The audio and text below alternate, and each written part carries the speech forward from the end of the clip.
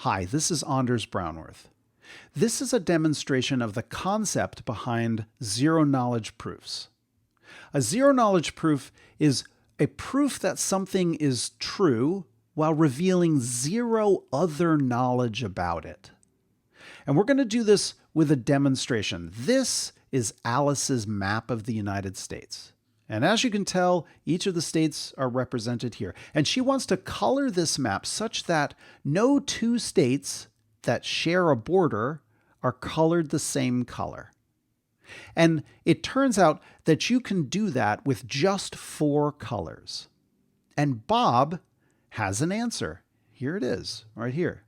You can tell no two states that share a border are of the same color. And it works. You can see that the borders are very easy to see because the colors are all different. And this is a good solution. So we're done, right? Alice has a need. Bob has the answer.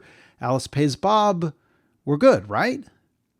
Well, not really. If Alice were to simply trust that Bob has the answer and pay him, and then Bob doesn't have the answer, well, now Alice is out her money. Or if in an effort to convince Alice that Bob has the right answer, Bob just shows the answer, well, Alice could just steal the answer and never pay for it. So how do we fix this? Well, zero-knowledge proofs can help us here.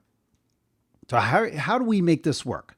So Bob takes his answer and he puts it up on the wall in a room. And of course, he hides it because he doesn't want to show Alice all the answers. So he invites Alice in and says, Alice, go ahead and pick any 2 states that you like that share a border, and I will reveal the colors behind them. So Alice randomly picks this one and this one. And sure enough, they are of different colors. And so then she leaves the room. And then Bob reveals the colors and he does something interesting. He shuffles them. Now, this is exactly the same solution and we're using exactly the same 4 colors. It's just that we've swapped one for another somewhat randomly. Okay. So then he hides the colors again and he invites Alice back in. He says again, Alice, pick any 2 states that share a border and I will reveal the color behind them. And this time she randomly picks this one and this one. And sure enough, she notes that they are of different colors. And then she leaves the room again. And again, we do exactly the same thing. We shuffle to another set of colors and then we hide them. And then she comes in and this time she picks a whole different set. And we do this over and over and over and over again.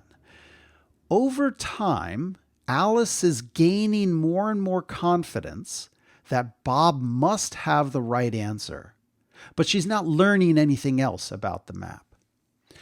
After a while, let's say after a few thousand iterations, Alice has a lot of confidence that Bob has the right answer here.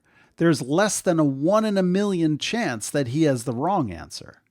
So her confidence has grown so high now that she's willing to pay Bob for the answer. And then finally, when it's all done, finally he reveals the answer to her and then she can get the full answer. Now let's think about this a little bit. What's really happening here? Well, remember I said the 2 states must share a border. Well, I said that because, like, for example, if she were to pick this one and some other one that doesn't share a border, like this one, oh my goodness, we would leak some information. We would now know that when this one is this color, this one also is this color. We would gain some global information about this map. Wherein when we were doing it before, when you had to pick something that shared a border, you'll only ever get local information. And you'll never gain any more information about the map. And in this way, Bob has confidence that Alice can't learn anything aside from the thing that he wants her to learn, which is that he has the right answer. And Alice, no matter how much she does it, can't learn anything globally about all the colors in the map because she's constrained to only pick states that share a border, and she's only allowed to look at 2 at a time.